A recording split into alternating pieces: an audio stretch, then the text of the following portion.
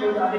کتنے ہمارے بزرگ، کتنے اولیاء ایسے ہیں کہ جو پہلے گناہوں کی زندگی بسر کرتے رہے، لیکن پھر ایک لمحہ ایسا ہوا کہ اس لمحے نے زندگیوں کو بدل کے رکھ دیا. حضرت امام حسن بصری علیہ الرحمہ، مال و دولت کی فراوانی ہے، کوئی کمی نہیں ہے، مال و دولت کی فراوانی.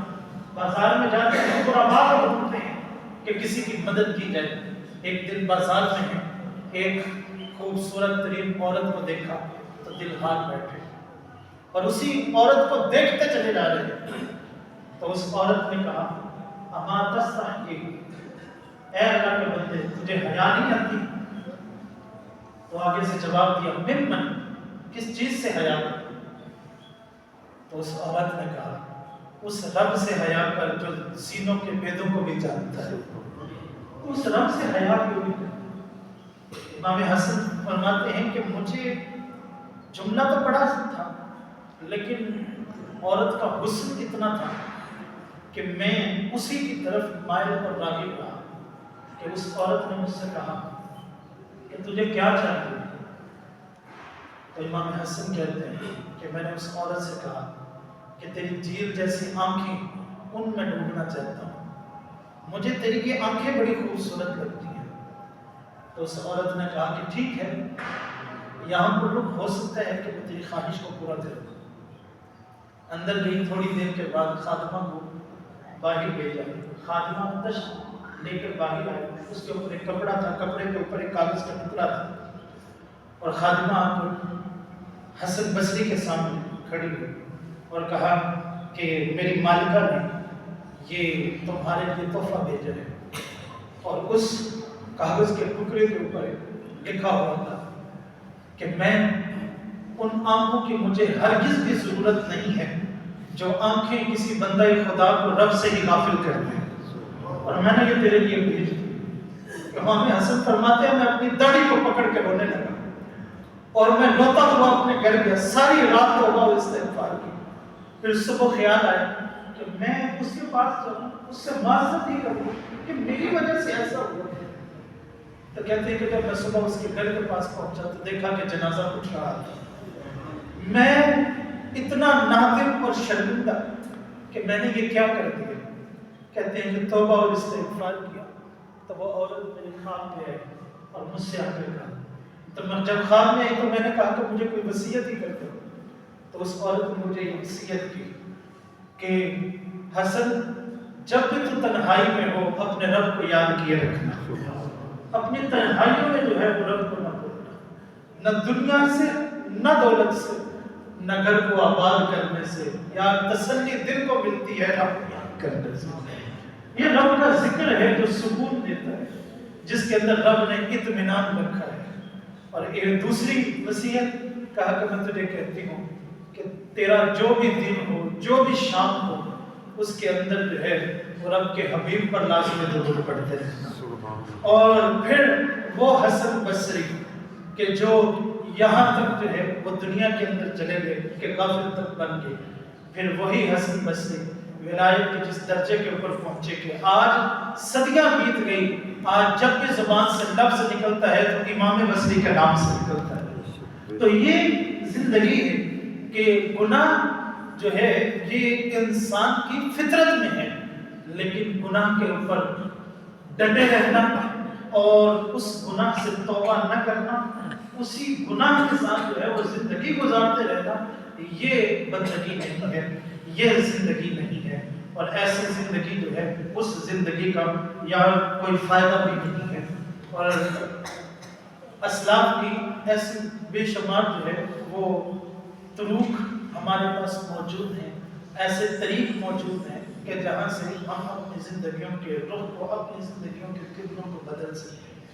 یار وہ بشر حافظ کی کہانی شرابی ہیں، شراب سے ہمیشہ جو ہے وہ نشے میں رہتے ہیں.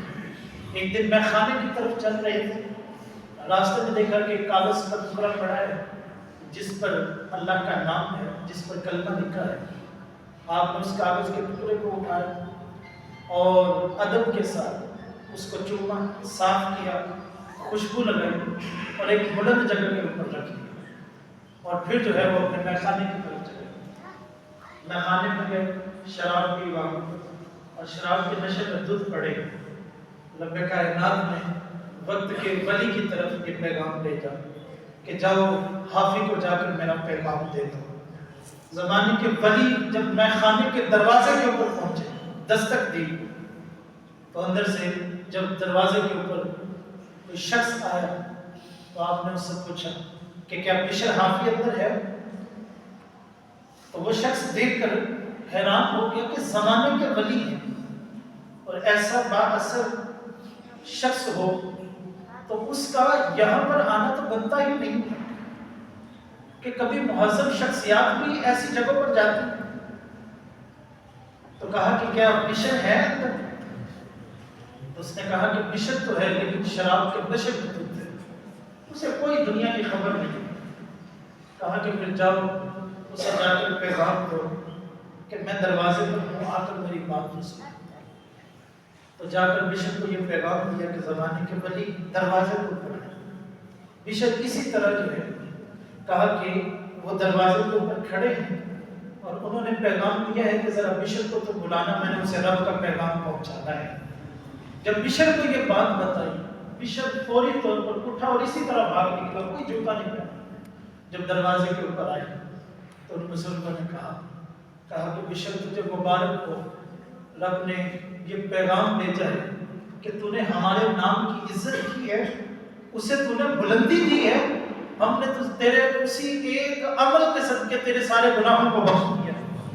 اور حضرت بشر حافظ اس کے بعد حافظ عربی میں کہا ہی ننگے پاؤں والے کو جاتا ہے کہ جس کے پاؤں میں جوتے نہ ہوں، اس کے بعد کبھی زندگی میں جوتے ہی نہیں پہنے کہ جب رب نے توبہ قبول کی، رب کا پیغام آیا تو ننگے پاؤں تھا، ساری زندگی ننگے پاؤں ہی رہوں گا، ساری زندگی برہنہ رہوں گا اور جوتے نہیں پہنے۔ اور زمانے کے امام احمد بن حنبل یہ حضرت بشر حافظ کے پیچھے پیچھے جہاں جاتے ہیں ان کے پیچھے پیچھے بھاگتے ہیں۔ یا زمانے کا امام ہو، لوگ جو ہے وہ ان کی ملاقات کے لیے ترستے ہیں۔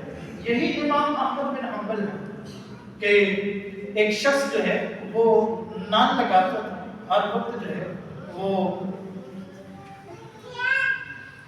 زبان سے کچھ نہ کچھ پڑھتا رہتا تھا، ذکر کرتا رہتا تھا، ذکر الہی کرتا ہے۔ تو امام احمد ایک مرتبہ اپنے سواری کے اوپر سوار ہوتے ہیں اور نکلتے ہیں تو علاقے سے کافی دور نکل گئے۔ جب وہ ایک جگہ پر پہنچتے ہیں، رات ٹھہرنے کے لیے ایک مسجد میں ارادہ کرتے ہیں۔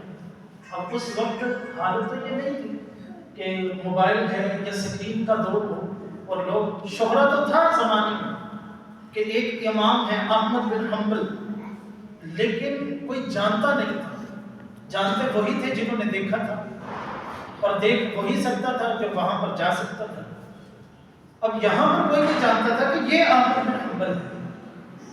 تو جو مسجد کا خادم تھا اس نے کہا کہ آپ کو تو رہنے کی اجازت نہیں ہے یہاں۔ تو آپ نے کہا کہ ٹھیک ہے مسجد میں نہ رہنے دو، لیکن دروازے کے باہر میں ٹھہر جاتا ہوں۔ تو کہا کہ یہاں پر کی اجازت ہے۔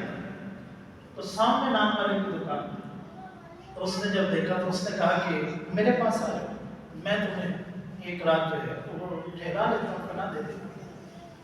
اب امام احمد بن حنبل اس شخص کو دیکھتے دیکھتے وہ کچھ نہ کچھ پڑھتا رہتا ہے۔ رات کو سویا تو پڑھ رہا تھا، صبح جب اٹھا، جب آٹا گوندھ رہا ہے دکان کے لیے تو پھر بھی کچھ نہ کچھ پڑھ رہا ہے۔ تو امام احمد کہتے ہیں اس شخص سے کہا کہ تم کیا پڑھتا رہتا ہے، تیری زبان جو ہے وہ حرکت کرتی رہتی ہے۔ تو شخص نے کہا کہ میں ذکر الہی کرتا رہتا ہوں۔ امام احمد کہتے ہیں کہ آپ مجھے اس ذکر میں کوئی فائدہ بھی دیا ہے تو اتنا کرتا ہے؟ کہا ہاں فائدہ بھی دیا ہے۔ کیا فائدہ دیا؟ کہا فائدہ یہ دیا ہے کہ میں نے اس ذکر کے ساتھ رب سے جو کچھ بھی مانگا میرے رب نے مجھے وہی کچھ عطا کر دیا۔ کہا اچھا؟ کہا لیکن چند دنوں سے پریشان ہوں، پہلے تو دعا مانگتا ہوں پوری ہو جاتی ہے، لیکن اب پریشانی یہ ہے پتہ نہیں اخلاص نہیں رہا، ایک دعا مانگی ہے ابھی تک قبول نہیں،